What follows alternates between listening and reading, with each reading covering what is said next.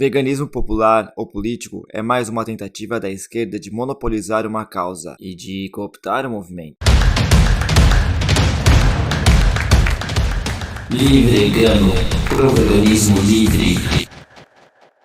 Se você tem acompanhado esse podcast, deve ter ouvido o episódio número 1, onde eu conto a história de como o veganismo, desde seu início, sofreu uma tentativa de sequestro por grupos ligados aos direitos dos animais e grupos ativistas. Esse grupo tentou por diversas vezes mudar o significado do veganismo, inclusive da palavra veganismo, e impor algumas regras para que alguém fosse considerado vegano de verdade. Eu diria até que, certas vezes, por algum tempo, esse grupo conseguiu. Justamente por isso, atualmente, existem algumas confusões, alguns problemas nesse significado do veganismo, de uma certa divisão, ruptura dentro do grupo. Se você ainda não ouviu esse episódio, eu recomendo que você volte lá no episódio número 1 para poder entender e fazer sentido o assunto que eu estou tratando nesse episódio. Atualmente, dentro do veganismo, existe um certo grupo que se nomeia como veganismo. Atualmente, dentro do veganismo, existe um grupo que se autonomeia como veganismo popular. Esse grupo é formado por pessoas de esquerda de forma geral, principalmente da esquerda radical. Eles mesmos se consideram parte da esquerda radical, como ecossocialistas, ecofeministas, marxistas de forma geral. Esse grupo busca um veganismo de caráter radical, revolucionário, e combate principalmente o que eles chamam de veganismo de mercado ou veganismo estratégico. Mas como a gente sabe, o veganismo não nasceu para ser anticapitalista, ele nunca teve essa intenção. Então não é possível ser corrompido por um sistema se você nunca foi originalmente contra esse sistema. Pelo contrário, inclusive a Vegan Society, que foi quem cunhou o termo veganismo, estabeleceu o veganismo como um movimento, eles certificam produtos de empresas, inclusive essas empresas como Unilever e McDonald's, como produtos veganos. E também por esse motivo, esse grupo de pessoas tenta apagar a história da Vegan Society, do próprio movimento vegano, ou até mesmo mudar essa história para que eles possam emplacar uma narrativa que faça mais sentido com o que eles dizem, mesmo sendo totalmente contra a realidade. Ou seja, quem está cooptando o movimento são esses grupos. Para falar desse assunto, eu vou evocar aqui, pedir ajuda do grande Thomas Sowell, que é um economista americano. Ele nasceu na Carolina do Norte, mas foi criado em Nova York. Ele é negro, de uma família extremamente pobre. Ele começou sua carreira política, intelectual, acadêmica como marxista e, ao longo do tempo, de acordo com ele, por causa dos seus estudos e dos fatos e dos números e das provas que ele encontrou no caminho, ele acabou mudando a sua visão política. Hoje em dia, ele é considerado um liberal conservador, apesar dele não gostar muito desses termos.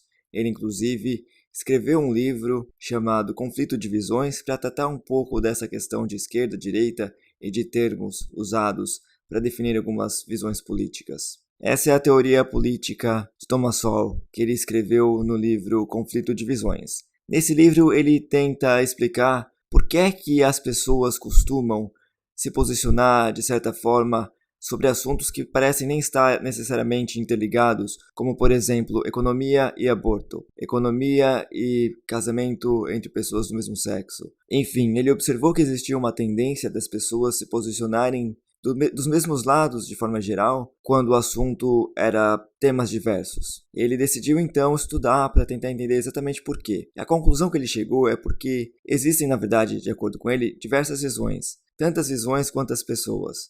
Na verdade, mais até, porque as pessoas morrem, mas as suas visões continuam existindo. Só que, de forma geral, ele separa essas visões em dois grandes grupos, que são as pessoas de visão restrita e as pessoas de visão irrestrita. Essa separação, definição, vem de acordo com o que as pessoas acreditam e enxergam o ser humano, a natureza humana. Então, por exemplo, o grupo de pessoas que pode ser identificado como pessoas de visão restrita entendem que o ser humano é um ser limitado. Ele é um ser que busca ter vantagens e só consegue progredir se existe alguma vantagem nessa situação que ele está envolvido. Já o grupo que pode ser identificado como aqueles de visão irrestrita acredita que o ser humano, na verdade, é uma pessoa boa, ele tem todo o potencial, mas ele está sendo restringido pela sociedade, pelas instituições criadas, que não permite que essas instituições não permitem que ele evolua, que ele desenvolva todo o seu potencial. Então é mais ou menos aquela divisão da discussão entre Hobbes e Rousseau. Rousseau acredita que o ser humano é um ser humano bom por natureza, mas eles são corrompidos ao longo da vida por diversos fatores, pela sociedade, enquanto Hobbes acredita que naturalmente, no seu estado de natureza, as pessoas são brutas, sórdidas, eles não são esses seres maleáveis, perfeitos, moldados pela sociedade como esse grupo de pessoas acreditam que eles sejam. Outro nome dado para essas pessoas, para esses grupos, são ungidos e incultos. Na verdade, não tem uma tradução desse livro, então incultos é um termo que é preferencialmente usado para a palavra enlightened, em inglês, usada por Sowell, que é uma pessoa que não é iluminada. Essa é a definição do termo enlightened. Esses dois termos também são usados para definir esses grupos. Os ungidos são aqueles de visão irrestrita, enquanto os incultos são aqueles de visão restrita do ser humano com a sua natureza restrita. Esses termos se encontram em um outro livro do Sowell, que não tem tradução para o português até o momento, pelo que eu sei, e cujo título eu traduzi como A Visão dos Ungidos, a Autofelicitação como Base para a Política Social. Nesse livro, ele já abre o primeiro capítulo falando o que ele pensa a respeito dessa visão dos ungidos. Ele separa os ungidos dos incultos pelo fato de que os ungidos acreditam que eles estão num nível superior de forma moral, não por uma questão factual, por uma questão de dados, de realidade, mas moralmente eles se encontram num nível acima daqueles outros que não têm a mesma visão que eles. E aqui eu já faço um paralelo para essas pessoas que chamam o seu veganismo de veganismo político, que também é o veganismo popular, mas primeiramente sobre o termo veganismo político, porque dessa forma eles separam o veganismo deles do outro veganismo ou dos outros veganismos. Eles provavelmente acreditam que existam mais de um veganismo. Eles se nomeiam como veganismo político, porque a partir desse momento o resto não é político. Eu sou o veganismo político, eu faço a política através do veganismo, eu entendo que o veganismo está interligado entre causas e você não. Estou acima de vocês. Nós somos o verdadeiro veganismo, enquanto vocês, principalmente falando a respeito do que eles chamam de veganismo estratégico, vocês são apenas uma marionete do capitalismo, vocês nunca vão mudar o sistema, então eles sempre se colocam acima do resto dos veganos. E mais do que isso, ao discordar desse posicionamento, você não está apenas errado moralmente, você está sendo também desumano. Eu vou ler aqui uma frase do Sowell para ficar mais claro o que eu estou querendo dizer. Diversidade e pluralidade são termos que, justamente por englobarem de tudo, dispensam seus promovedores de explicar especificamente o que defendem. A diversidade e pluralidade de gênero, de cor, de preferências sexuais, de renda, de inteligência, de etnia, etc. Sendo assim, perguntar se aquelas instituições que promovem diversidade 24 horas por dia e 7 dias por semana apresentam melhores resultados do que as instituições que não dão a mínima para estes pré-requisitos, fará apenas com que você seja visto como um reacionário insensível, malicioso, racista, misógino e homofóbico. E isso é justamente o que vem acontecendo dentro do veganismo por esse grupo auto-intitulado de veganismo popular. Chama atenção aqui para o nome veganismo popular. Quem é popular? Por que popular? Você começa assim uma divisão de que o meu veganismo é popular, da mesma forma como eles fazem com o veganismo político, que é sinônimo, mas você ganha um adjetivo diferente aí. Eu sou o veganismo popular, eu sou da população para a população. Esse veganismo é pautado por mim. Mas quem é popular? Quem é a população? Como é que a gente separa quem é o povo e quem não é o povo? E mais, obviamente eles estão tentando se referir aí para as pessoas mais pobres, para as pessoas que fazem parte de alguma minoria, mas por que essas minorias não podem discordar desse tipo de pensamento? Por que o mais pobre não pode ser, por exemplo, de direita? Por que o negro não pode, por exemplo, ser libertário? Por que eles não podem, de forma geral, discordar dessa visão de que todo pobre, todo negro, toda minoria, de forma geral, toda mulher, todo homossexual, eles têm que ser exatamente iguais àqueles que a agenda da esquerda prediz que eles sejam? essa tentativa de monopolizar o veganismo, eles também fazem, e não só o veganismo, qualquer causa conhecida como causa social, nessa tentativa, nesse processo de monopolização, eles também monopolizam as pessoas, os indivíduos ou os grupos que são parte dessas bandeiras, dessas causas. Então, se você é mulher, você tem que ser obrigatoriamente feminista e de acordo com o que eles acreditam. Se você é pobre, você tem que ser obrigatoriamente anticapitalista, porque o capitalismo te explora. Se você é negro, você tem que ser de esquerda, porque a direita é racista. Se você é homossexual, você não pode ser libertário, porque a esquerda é aquele que briga pela sua causa. Se você fizer parte de alguma dessas minorias e pensar de forma diferente dessa agenda da esquerda, você provavelmente tem algum tipo de desconto. Eles vão provavelmente acreditar que você seja apenas o fruto de uma sociedade, o produto dessa sociedade, dessa visão machista, heteronormativa, homofóbica. Mas se você não fizer parte desse grupo, você vai ter colado a você algum tipo de associação com um termo como racista, homofóbico, machista, contra os pobres, nazista, esse é um fascista. Fascista é um termo bastante usado para qualquer pessoa que discorde dessa visão dessas pessoas. Por mais que você consiga demonstrar que você não é contra esses indivíduos, nenhum participante desses grupos minoritários, que pelo contrário, você apenas defende medidas que na verdade vão melhorar a vida dessas pessoas também.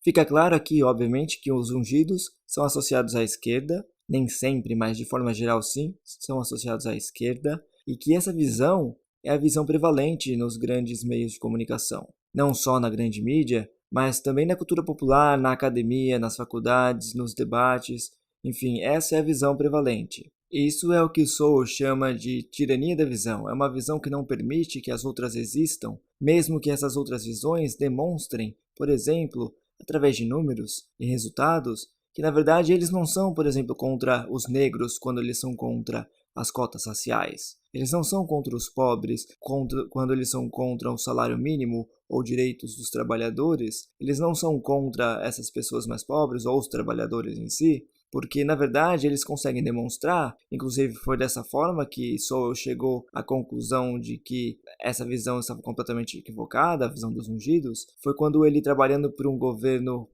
dos Estados Unidos, ele trabalhava para um departamento onde era relacionado com questões de salário mínimo, de ações afirmativas. Ele decidiu pesquisar então. Ele chegou à conclusão de que o salário mínimo era prejudicial para os trabalhadores, principalmente para os mais pobres. Ele voltou para o departamento dele mostrando exatamente o que acontecia e ele foi completamente hostilizado sem mesmo ter tido a chance de falar, de demonstrar, porque não importava exatamente o que ele tinha chegado à conclusão ou pesquisado, ou a verdade não importava, o que importava era a causa nobre por trás daquele departamento. Eles estavam ali para os pobres, para os negros, para as minorias. O que eles queriam fazer ali era nobre, e isso já era um fim em si. Apesar de tudo, ele começou então nesse momento foi a chavinha que virou para ele deixar de ser marxista e passar a pesquisar mais e se considerar então um conservador, um libertário conservador. Então a esquerda cria uma espécie de agenda do bem, formada de diversos itens, eles mudam de hora para hora, de acordo com a situação, mas a agenda do bem, apesar do Brasil ter um grande problema com saneamento básico, que atinge principalmente os mais pobres, e entre os mais pobres, obviamente, os negros estão entre os mais pobres no Brasil, não existe, por exemplo, grupo de ativismo para falar sobre saneamento básico, porque não gera uma comoção, apesar de, obviamente, ser pauta, ser parte de debates políticos, mas a gente não ouve falar tanto de saneamento básico, de questões envolvendo saneamento básico, quando atualmente a gente fala muito mais sobre banheiros neutros, por exemplo, porque é uma pauta que gera mais comoção. Então, como os ungidos se comportam propondo soluções para a sociedade? Eles enxergam um problema, eles exageram esse problema, criando certo alarmismo. Para esse alarmismo desse problema, eles promovem uma solução mágica que provavelmente, obviamente, por ter um problema que não é real, ou pelo menos não é daquele tamanho, porque a sua solução é mágica, é extrema, ele vai ter um resultado pífio ou não vai funcionar, e o quarto passo após tudo isso é criar uma certa amnésia. Mas espera aí, não, vocês não conseguiram solucionar esse problema que existe, é real e é catastrófico, porque a solução que vocês fizeram não foi a solução que eu promovi. Não era exatamente o que eu queria. Mais ou menos o que eles fazem com o socialismo. O socialismo não deu certo na Rússia porque não foi socialismo de verdade. E isso é aplicado também dentro do veganismo. O que a esquerda popular, ou o veganismo popular, quer fazer com o veganismo? O que eles promovem? Eles dizem que o problema da exploração animal vem do capitalismo. Nós precisamos então destruir o capitalismo e promover o socialismo. E a gente sabe o que vai acontecer depois. A gente sabe que, primeiramente, o capitalismo não é um problema na exploração animal e que a solução, obviamente, não é o socialismo. O resultado vai ser, obviamente, pífio. E a resposta para todo esse processo vai ser: não, mas espera aí, os animais continuam sofrendo, continuam sendo explorados, como foram na União Soviética, por exemplo. Eles vão continuar sendo explorados, eles estão sendo explorados agora porque a gente não aplicou exatamente o socialismo que eu queria. A solução que a gente aplicou, colocou em prática aqui, não é o verdadeiro socialismo. Para finalizar esse assunto, eu quero ler aqui 2 pequenos trechos do livro A Lei, de Frédéric Bastiat. A lei e a moralidade. Afirmam que há pessoas que não têm moralidade nem religião e recorrem à lei. Mas a lei é a força. É necessário apontar o quanto é violento e infrutífero usar a força em questões de moralidade e religião. Poderia parecer que os socialistas, a despeito de sua presunção, não deixam de perceber a monstruosa expoliação legal que resulta de tais sistemas e de tais esforços. Mas o que fazem eles? Escondem com astúcia essa expoliação dos outros e até de si mesmos, chamando-a pelos nomes sedutores de fraternidade, solidariedade, organização e associação. Por que exigimos tão pouco da lei apenas justiça? Eles pressupõem que rejeitamos a fraternidade, a solidariedade, a organização e a associação e nos rotulam de individualistas. Saibam, pois, que repudiamos apenas a organização forçada, não a natural. Repudiamos as formas de associação que nos são impostas, não a livre associação.